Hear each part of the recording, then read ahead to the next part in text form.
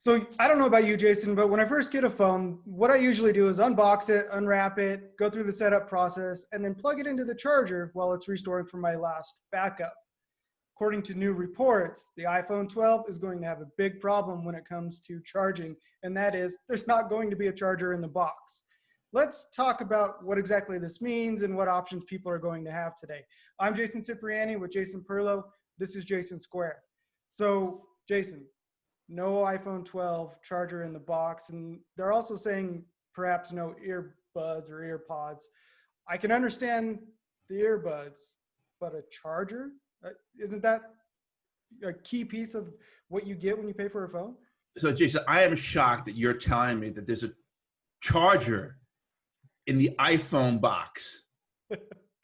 Because whenever I open my iPhone box, the first thing I do is I take the phone out, close the box, I take my phone out and charge it to one of the 500 high-speed USB charger blocks in my house. And I can tell you, I'm pointing at let me put my camera here. I'm pointing at my closet, right? You can see the top of that closet here, how many iPhone boxes there are. Yeah, you got plenty. Every iPhone and iPad and Android box there has a charger and a full set of accessories in it.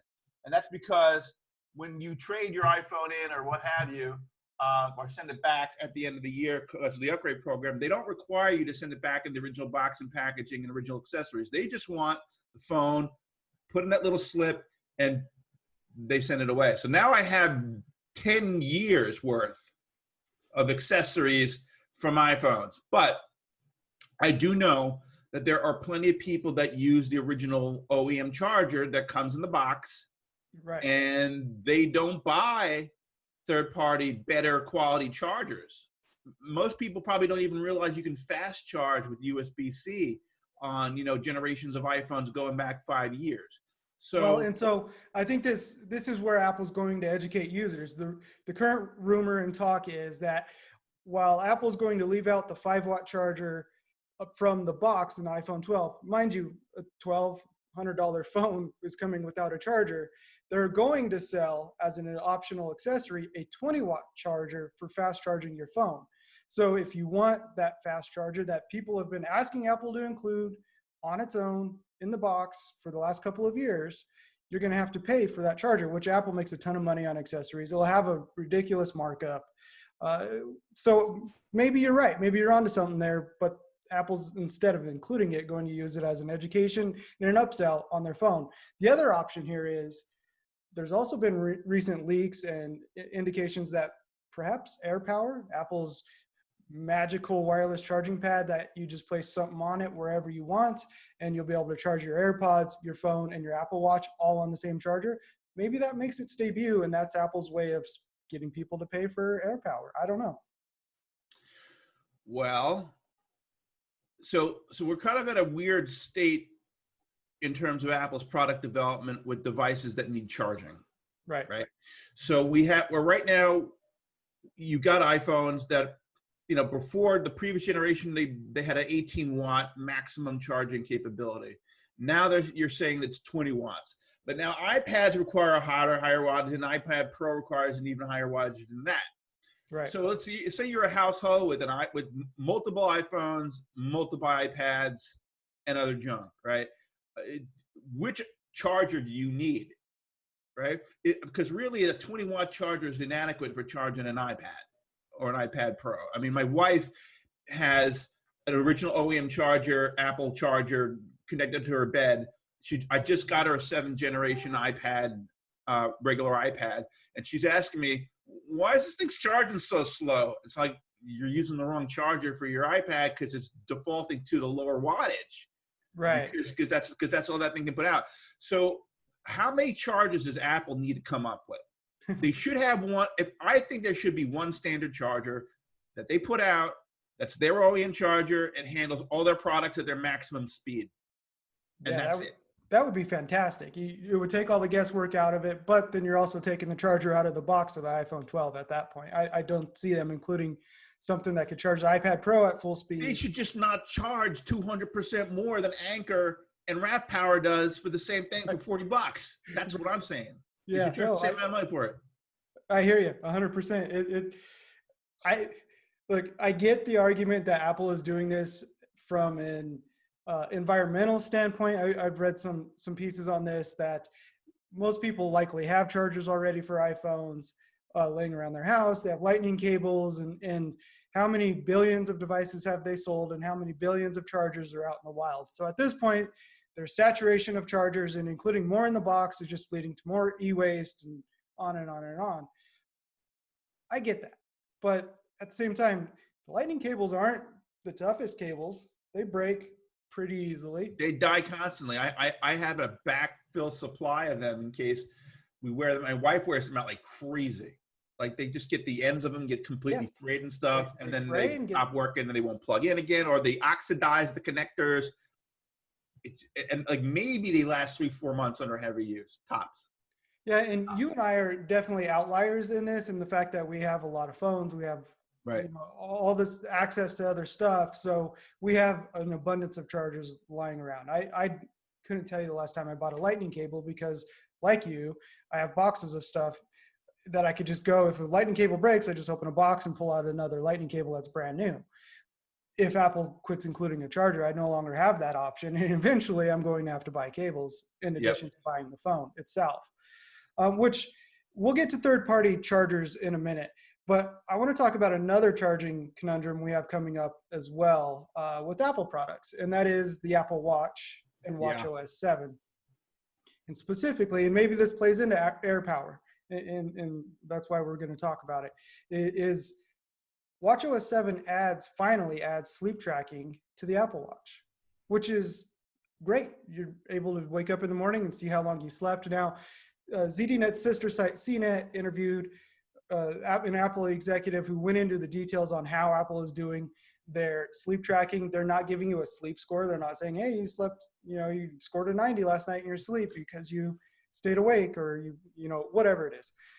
They're actually just telling you, you slept for 7 hours and 32 minutes. You were under your goal. Go to bed tonight on time. So they're taking a very basic approach to it, and it's a really interesting read. I suggest any of our listeners or viewers go to CNET and read that article. It's a lot different than the way Fitbit and other fitness companies have approached sleep tracking. But the thing is, the Apple Watch battery only lasts 18 hours. So usually you put it on when you wake up in the morning, you take it off when you go to bed, put it on the charger. It's passive charging. You never have to think about it. You never have to worry about managing your battery. But with sleep tracking, in order for it to work overnight, it has to have your watch has to have a 30% charge. If there's a wind down mode, if when wind down, whether it's 15 or 30 minutes before bedtime, activates, if your Apple Watch is under 30%, you receive an alert telling you, hey, you need to charge your watch before you go to sleep so we could track your sleep.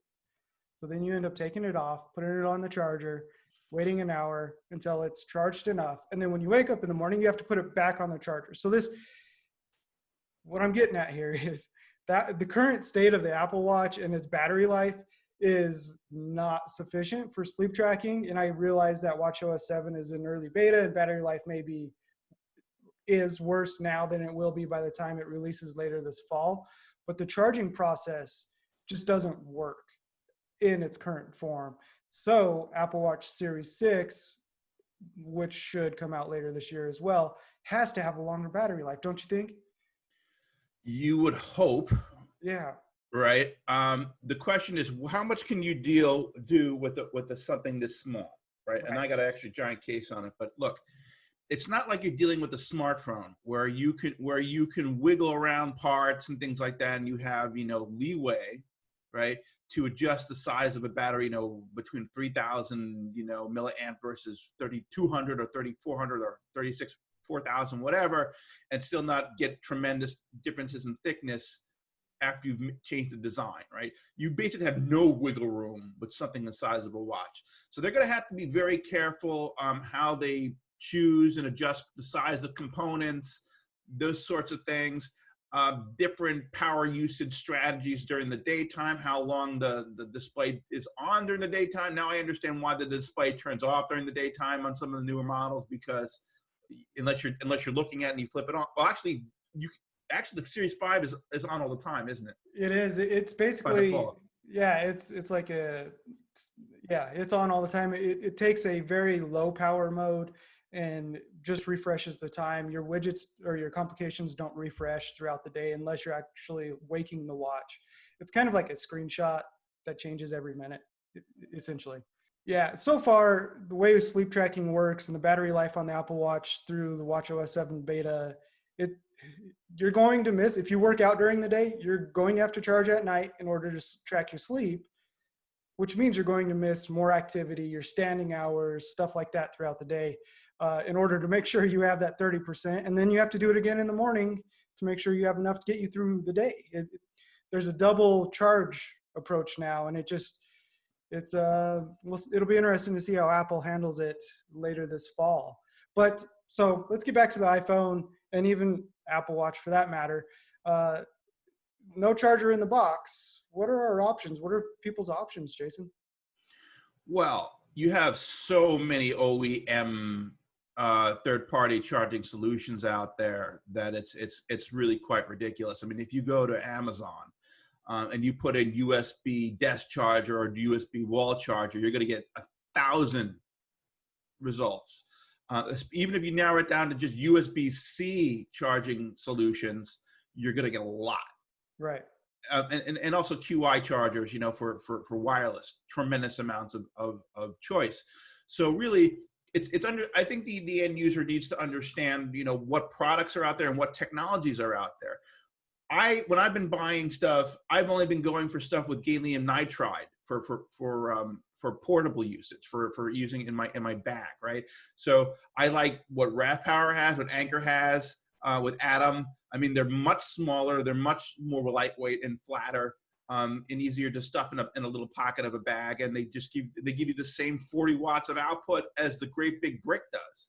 So Yeah. I would personally love to see Apple start using some of that technology in their own accessories. They haven't. I mean, Apple's chargers are still huge. They're wall charge. They're quote unquote wall chargers with the plugs coming out on. It's Yeah, massive. they're bricks. I mean, they're bricks. Yeah.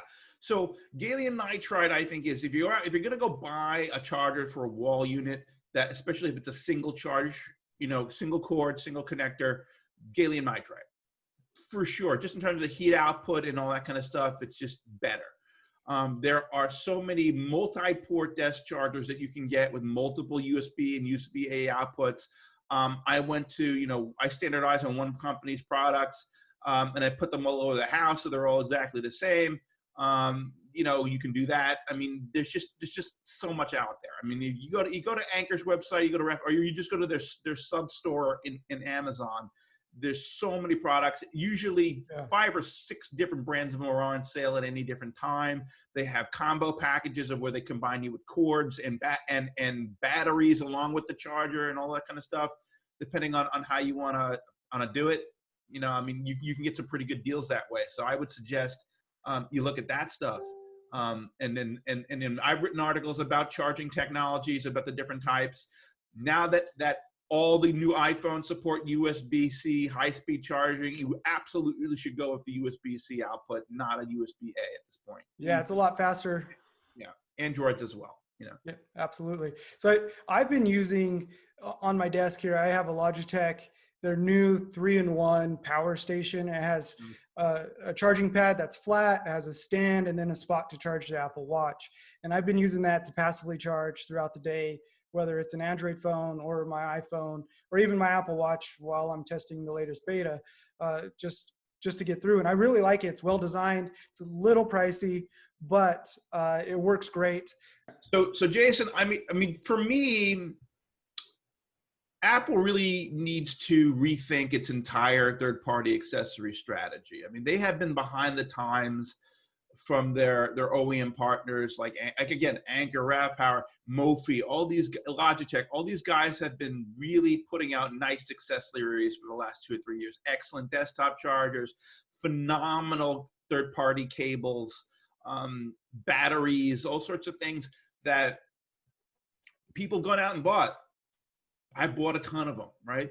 So for me to go out and buy a OEM Apple accessory, right, which was, and up until recently, we needed to get our USB-C to Lightning cables from them. It was not only maybe 6 months to 8 months ago where we didn't have an MFI certified option for third parties, where we had to use the Apple Right. USB-C to Lightning cable. Now that's not the case. Now you can get a USB-C Lightning cables from Anchor, from a whole bunch. OtterBox just came out with their own line of cables now. So you can get decent USB-C to Lightning cables for like half the price of what Apple charges for the same crappy cable, essentially, that goes bad in 3 months. So Apple needs to come up with better quality stuff. They need to come out with better cables. They need to come up with better chargers that are at least as good as what Apple and Anchor and Rav Power and all the others Movi has come out with, right? And if you go to Apple store, retail stores, they got their third-party partners with accessories you can buy that are more compelling than their own stuff. Right. So they've got to come out with a better desktop charger, a better wall charger, better cables. And yeah, if Air Power comes out, if it's $200, it better be better than that same thing I'm using from Logitech, that I paid $125 for, maybe a year and a half, 2 years ago, which works with my watch. It works with my iPhone. It's got the QI charger, and it's got another flat charger. Why do I need to go spend $200 on Air Power when I already got one of those? It better be so much better than what I have. Yeah, there has to be a really compelling use case and advantage to paying the Apple Premium for Air Power. Granted, what they're trying to do, or what they were originally trying to do, is make a pad that you could place a product anywhere on it to charge and not have to worry about lining it up exactly. But even that, is it worth that extra money? I don't know. I think the overall theme here, though, is make sure you're buying from a reputable source when you're buying a charger. You mentioned MFI, which is made for iPhone, meets certain specifications laid out by Apple that it will work and is compatible with their iPhones and iPads and even Macs. I would imagine they have something for that as well. Make sure it has that kind of certification. Don't go extremely cheap on it. It's a little dangerous to do that, but you can also save a lot of money by going through those third parties instead of going directly through Apple. And even if you're spending the same amount, you're getting a more powerful charger at the end of the day. So Apple not including a charger is a disappointment if it truly happens, but I don't think it's really that big of an inconvenience for most. Maybe it is, but I don't know. We'll have to wait and see exactly what their sales pitch is. If they come out and talk about how much courage they have and how brave they are for ditching the charger in the box, I think we'll be at peak Apple at that point. I don't know if we're at peak Apple yet. Right. After what they did last week with redesign, with completely replatforming the Mac, I think there's just so much more peak Apple that can be achieved at this point. Yeah, you're absolutely right. Any closing thoughts, Jason? No, like I said, look, I still want the entire industry to be standardized on a single connector, which is USB-C. I think that, if they're going to go this whole 9 yards with not including a charger and I don't know what, and then moving perhaps to Air Power, maybe they should really be thinking about finally getting all their products working on USB-C. That eventually that would. Yeah, the European Union may be forcing their hand at that, or they may be speeding up the rumored transition to 0 ports on an iPhone, which. Yeah, we had that show, and it was just too mind-boggling to think about how they could implement that without driving everybody insane. Maybe the iPhone 12 is their way of easing into it by not including a charger. I don't know. It'll be interesting to see what Apple does. Rumors are iPhone 12 will launch late September, sometime in October. So we have a while before all of this shakes out. And undoubtedly, there's going to be more reports and more speculation that come up. I'm Jason Cipriani. And I'm Jason Perlow. And this is Jason Squared. Make sure to check out more of our work at zdnet.com.